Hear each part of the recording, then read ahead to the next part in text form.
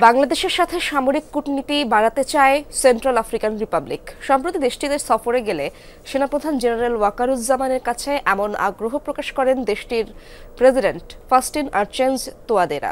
সংঘাতময় এলাকায় শান্তি প্রতিষ্ঠায় গুরুত্বপূর্ণ অবদানের পাশাপাশি দেশটির সেনাবাহিনীর দক্ষতা বাড়াতেও কাজ করছে বাংলাদেশ সেনাবাহিনী। সেন্ট্রাল আফ্রিকান রিপাবলিক থেকে ফিরে আহমেদ রেজা জানাচ্ছেন বিস্তারিত।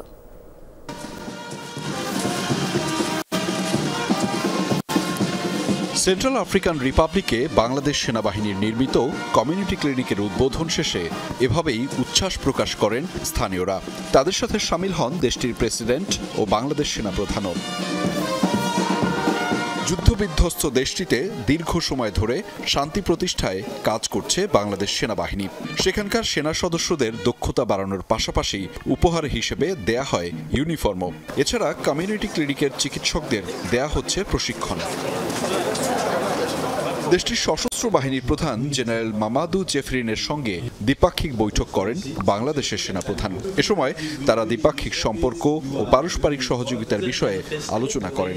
বাংলাদেশের কাছ থেকে কৌশল বিনিময় ও সেনা সদস্যদের দক্ষতা বৃদ্ধিতে সহযোগিতায় কৃতজ্ঞতা প্রকাশ করেন সেন্ট্রাল আফ্রিকান রিপাবলিকের সশস্ত্র বাহিনী প্রধান। নানা ধরনের সংঘাতময় পরিস্থিতির সাথে আর্থসামাজিক পরিস্থিতি নিয়ে আমাদের দেশটি অনেক চ্যালেঞ্জের মধ্য দিয়ে যাচ্ছে। এমন অবস্থায় বাংলাদেশ সেনাবাহিনী আমাদের দক্ষতা বৃদ্ধি ও মানোন্নয়নে কাজ করছে। আমরা সত্যি আপ্লুত। দারুণ সমন্বয় আর আন্তরিকতায় আমি বাংলাদেশ সেনাবাহিনীর কাছে কৃতজ্ঞ।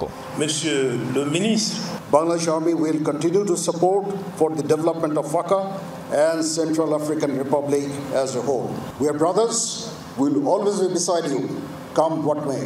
At present, around 5,000 uniformed personnel are deployed in UN peacekeeping missions, which describes about our commitment, dedication, and cooperation and operational capability of Bangladesh Armed Forces.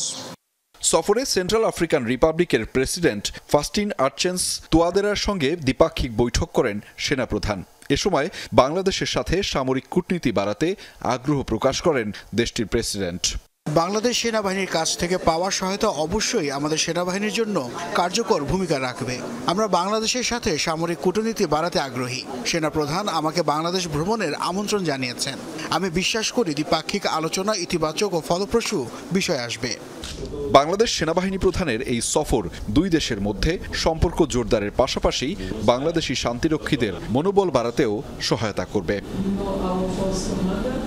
Ahmed Reza, Jamuna news, Bangui, Central African Republic.